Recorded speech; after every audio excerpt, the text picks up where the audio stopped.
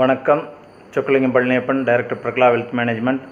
ரீசெண்டாக எக்கனாமிக் டைம்ஸுக்காக ஒரு ஆர்டிக்கிள் எழுதியிருந்தேன். கொரோனா வைரஸ்னால் மார்க்கெட் விழுந்திருக்கு, இந்த விழுக்காடை எப்படி முதலீட்டாளர்கள் சந்திக்கணும் அப்படிங்கிறதான் அந்த ஆர்டிக்கிள்.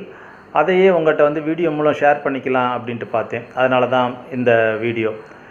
ஸோ ஜென்ரலாக இப்போ மார்க்கெட்டு பங்குச்சந்தை பார்த்தீங்கன்னா 30-40% விழுந்திருக்கு. விழுந்ததுலேருந்து கொஞ்சம் பிக்கப் ஆகியும் இருக்குது. As we speak towards the end of March 2020. அதுலேருந்து ஓரளவு எழும்பி இருந்தால் கூட இன்னும் தெர் இஸ் அன்சர்டன்ட்டி. இன்னும் எந்த அளவுக்கு இந்த கொரோனா வைரஸ் கேசஸ் இந்தியாவில் வரும், உலக அளவில் எப்படி வரும், எந்த அளவு எக்கானமியை பாதிக்கும், பொருளாதாரம் எப்படி இருக்கும். இடையில இந்த லாக்டவுன் வேறு அனௌன்ஸ் பண்ணியிருக்காங்க கவர்மெண்ட் 21 டேஸு. ஸோ எல்லா பிஸ்னஸ்களும் மூடப்பட்டிருக்கின்றன. இது மாதிரி பல இம்பேக்ட்ஸ் இருக்குது. நீ கோயிங் ஃபார்வர்டு சந்தையில் ஏற்ற இறக்கம் இருக்கும். அதனால் முதலீட்டாளர்கள், மியூச்சுவல் ஃபண்ட் முதலீட்டாளர்களுடைய லாபத்திலையும் ஏற்ற இறக்கம் இருக்கும். நஷ்டம் இன்னும் கொஞ்சம் அதிகரிக்கலாம், குறையலாம். Whichever way as market evolves நமக்கு தெரிய வரும். டேஸ் ப்ரோக்ரஸ் ஆக தெரிய வரும். பட் இது போன்ற சமயங்களில் this is really an uncertain time, no doubt about it. எல்லாருமே ஒரு பயத்தில் இருக்காங்க. தொழில்கள் எப்படி இருக்கும், முதலீடுகள் எப்படி இருக்கும், இது மாதிரி அன்சர்டன்டிஸ் இருக்குது. But definitely we will come out of this situation. இதிலேருந்து நம்ம வெளியில் வந்துடுவோம். இதற்கு முன்னால் இதே போல் ஸ்பானிஷ் ஃப்ளூ, இது மாதிரி பல இன்னல்கள் ஒவ்வொரு நாட்டுக்கும் வந்திருக்கு. அந்த இந்தியாவில் காலரா, அது போன்ற நோய்கள்லாம் வந்திருக்குது. ஸோ எல்லாத்துலேருந்து மீண்டு வந்திருக்கோம். டெஃபினட்டாக இதுலேருந்து மீண்டு வந்துடுவோம். பட் இப்போ ஒரு மியூச்சுவல் ஃபண்ட் இன்வெஸ்டர் என்ன செய்யலாம், எப்படி இந்த நிலைமையை சமாளிக்கலாம் அப்படின்னு பார்த்தீங்கன்னா, ஜென்ரலாக இப்போ இந்தியாவில் மாதந்தோறும் முதலீடு செய்பவர்கள் அதிகம், மிக மிக அதிகம். ஒரு 8000 கோடிக்கு மேலே எஸ்ஐபி போய்கிட்டு இருக்குது, மாதம் போய்கிட்டு இருக்குது. ஸோ இப்போ இந்த எஸ்ஐபியை திடீர்னு நாங்கள் ஸ்டாப் பண்ணிடுறோம் அப்படின்னு நினைப்பாங்க. ஏன்னா மார்க்கெட் இறங்கிக்கிட்டே இருக்குது, இன்னும் எவ்வளவு பாதாளத்துக்கு போகுமோ எனக்கு தெரியாது அப்படிங்கிறது. ஆனால் ரியலாக பார்த்தீங்கன்னாங்க, இந்த எஸ்ஐபி போட சொல்கிறதே இது மாதிரி மார்க்கெட் விழுகும், பெரிய விழுக்காடு இருக்கலாம் அல்லது சிறிய விழுக்காடு இருக்கலாம். அந்த விழுக்காட்டில் நீங்கள் சேர்த்து வாங்கினீங்கன்னா தான், ஏன்னா ஹை மார்க்கெட்டில் வாங்கியிருப்போம், லோ மார்க்கெட்டில் இப்போ வாங்குகிறோம், ரெண்டையும் வாங்கினீங்கன்னா தான் ஆவரேஜ் ஆகி per unit price, average unit price உங்களுக்கு லோயராக உங்களுடைய போர்ட்ஃபோலியோவில் ஆட் ஆகும். ஸோ இப்போ இந்த டைரக்ட் இன்வெஸ்ட்மெண்ட்ஸ், நிறைய டைரக்ட் இன்வெஸ்டர்ஸ் இருக்காங்க. டைரக்ட் இன்வெஸ்டர்ஸ் இது மாதிரி சமயங்களில் இன்னும் அதிகம் பேனிக் ஆவாங்க. அதே இது ஒரு டிஸ்ட்ரிபியூட்டர் மூலம், அட்வைசர் மூலம் போய்கிட்டு இருக்கவங்களுக்கு they have someone to follow upon, ஒரு ஃபால் பேக். ஸோ அது அவங்களோட அட்வைசரை கூப்பிட்டு கேட்கலாம், டிஸ்ட்ரிபியூட்டர் கூப்பிட்டு கேட்கலாம், இது மாதிரி என்ன ஸ்ட்ராட்டஜியை ஃபாலோ பண்ணலாம், என்ன செய்யலாம்னு கேட்கலாம். அவங்களுக்கு ஒரு ஃபீட்பேக் கிடைக்கும். பட் டைரக்ட் மோடில் இன்வெஸ்ட் பண்ணுற இன்வெஸ்டர்ஸ் நிறைய பேனிக் ஆவாங்க. ஸோ என்னுடைய ஜென்ரல் சஜஷன் என்ன அப்படின்னா, டோன்ட் ஸ்டாப் யுவர் எஸ்ஐபிஸ். இந்த டயத்தில் எஸ்ஐபியை தயவு செஞ்சு ஸ்டாப் பண்ணாதீங்க. Continue with your SIPs. முடியும்னா ஒரு டிஸ்ட்ரிபியூட்டரோட, ஒரு அட்வைசரோட கை கோர்த்துக்கங்க. It will help you. இது மாதிரி ரொம்ப கிரிட்டிக்கல் சுச்சுவேஷன் டயத்துல எல்லாம் it will help you. So நீங்கள் அதை முதலீடு செஞ்சுக்கிட்டே வந்தீங்கன்னா உங்களுக்கு over longer period things will be better.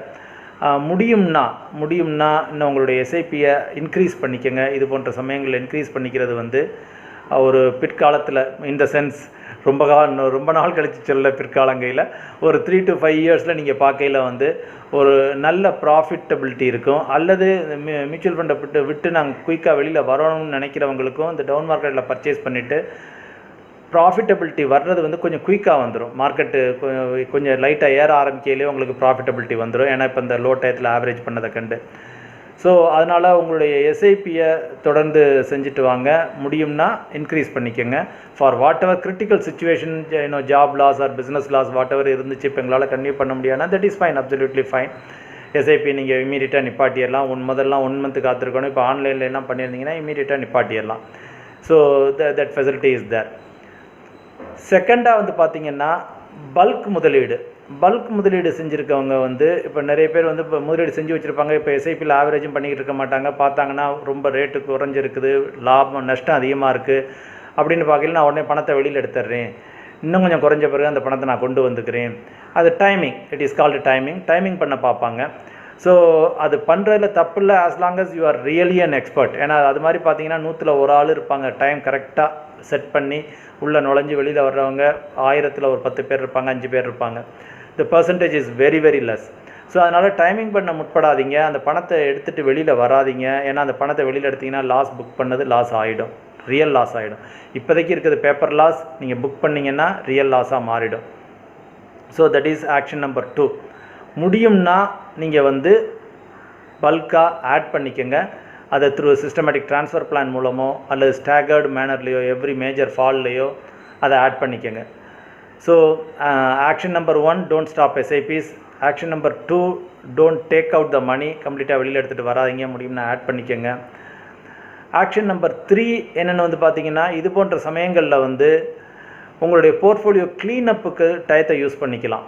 சரி, லைக் ரொம்ப சின்ன சின்ன ஹோல்டிங்ஸ் இருக்குது, இல்லை தேவையில்லாத ஃபண்டுகள் இருக்குது, நிறைய ஃபண்டுகள் இருக்குது.